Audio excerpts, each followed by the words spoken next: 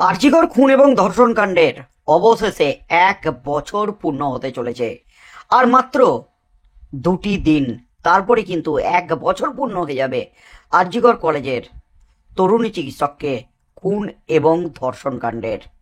গত বছর 8ই আগস্ট মধ্যরাতে খুন এবং ধর্ষণ কাণ্ডের ঘটনা ঘটে। 1 বছরের ধরে বিচারের দাবিতে হন্যে হয়ে গোটা দেশের বিভিন্ন আদালতে, বিভিন্ন দপ্তরে ঘুরছেন নির্যাতিতার বাবা মা। তাদের দাবি এখনো পর্যন্ত বিচার পায়নি তাদের অসহায় কন্যা। তবে ঘটনা ঘটার 12 ঘন্টার মধ্যেই রাজ্য পুলিশের হাতে গ্রেপ্তার হন সিভিক ভলেন্টিয়ার সঞ্জয় রায়। সঞ্জয় রায় যে মেন অভিযুক্ত সেটা চার্জশিটে জানিয়েছে সিবিআই। তবে এখনো পর্যন্ত এই আরজিকরে খুন এবং ধর্ষণ কাণ্ডে আর কাউকে গ্রেপ্তার করতে পারেনি সিবিআই। তার মধ্যেই সঞ্জয় রায়ের ইতিমধ্যেই সাজা ঘোষণা হয়ে গেছে, তাও প্রায় 7 মাস আগে। সঞ্জয় রায় তিনি আরজিকর কাণ্ডে মেন অভিযুক্ত। একের পর এক প্রমাণ তুলে দিয়েছে সিবিআই আদালতে। সঞ্জয় রায়ের ফাঁসির দাবি তোলা হয়েছিল, কিন্তু আমৃত্যু কারাদণ্ডের নির্দেশ দিয়েছেন বিচারক। তার মধ্যেই 1 বছরের মাথায় এবার আরজিকর কাণ্ড নিয়ে একেবারে বোমবাস্ত্র বিচারকের হাতে তুলে দেয়া হলো বিস্ফোরক তথ্য। চাঞ্চল্যকর দাবি এবার আরজিকরে তরুণী চিকিৎসকের বাবা মা তার পরিবারের।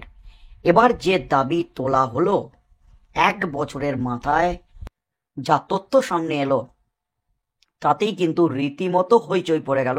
একের পর এক ফেটে গেল বোমা।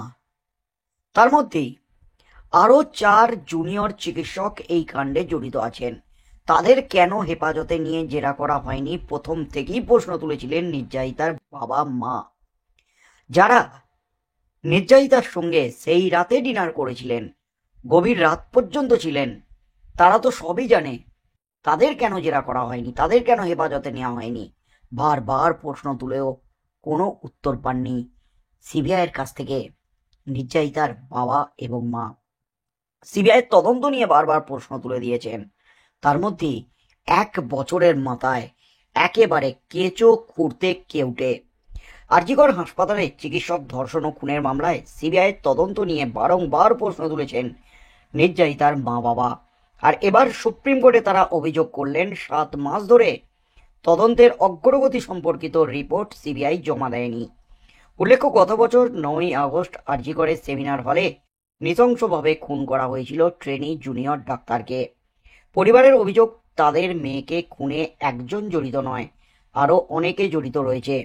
এই আবহে সুপ্রিম কোর্টে মামলাটির পরবর্তী শুনানি রয়েছে আগামী 7ই অক্টোবর।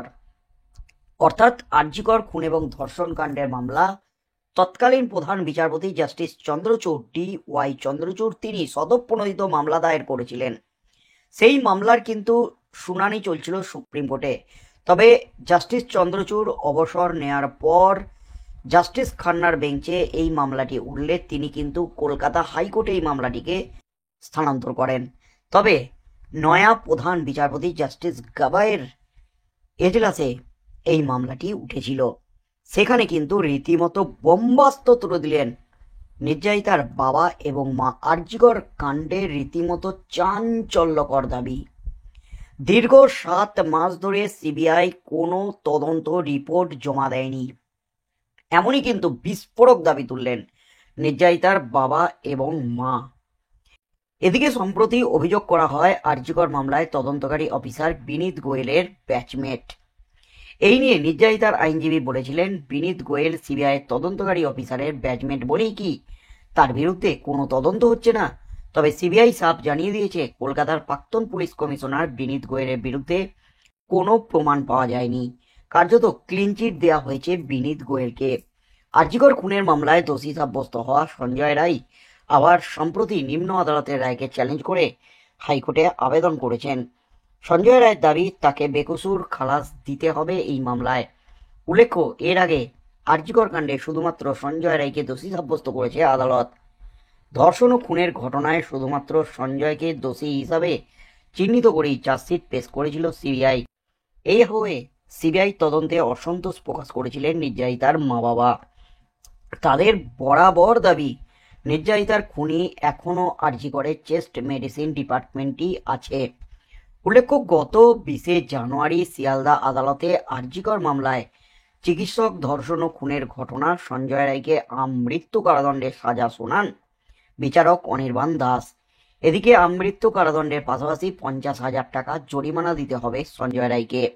এর আগে গত 18ই জানুয়ারি আদালতের তরফ থেকে ভারতীয় ন্যায় সংহিতার 63 নম্বর ধারায় ধর্ষণ, 64 নম্বর ধারায় ধর্ষণের সময় এমনভাবে আঘাত করা যাতে মৃত্যু, 103-এর 1 নম্বর ধারায় খুন, এই সমস্ত ধারায় দোষী সাব্যস্ত হয়েছিল সঞ্জয়। এই হয়ে সঞ্জয়কে ভারতীয় ন্যায় সংহিতার 64 ধারায় সশ্রম যাবজ্জীবন কারাদণ্ড এবং 50,000 টাকা জরিমানা, 66 ধারায় আমৃত্যু কারাদণ্ড এবং 103-এর 1 ধারায় সশ্রম যাবজ্জীবনের সাজা এবং 50,000 টাকা জরিমানার নির্দেশ দেন বিচারক। এদিকে বিচারক নির্দেশ দিয়েছিলেন নির্যাতিতার পরিবারকে 17 লক্ষ টাকা ক্ষতিপূরণ দিতে হবে রাষ্ট্রকে। বিচারক বলেছিলেন, এই মামলা বিরলের থেকে বিরলতম নয়। যদিও সঞ্জয়ের ফাঁসির দাবিতে আদালতে জোর সওয়াল করেছিল সিবিআই এবং রাজ্য, তবে রাজ্য সওয়াল করলেও রাজ্যের যুক্তি কিন্তু ধুপে টেকেনি। রাজ্যের এখতিয়ার নিয়ে প্রশ্ন উঠে গিয়েছিল। তার মধ্যেই কিন্তু এবার সুপ্রিম কোর্টে নয়া প্রধান বিচারপতি জাস্টিস গাভাইয়ের হাতে তুলে দেওয়া হলো রীতিমতো বোমাস্ত্র।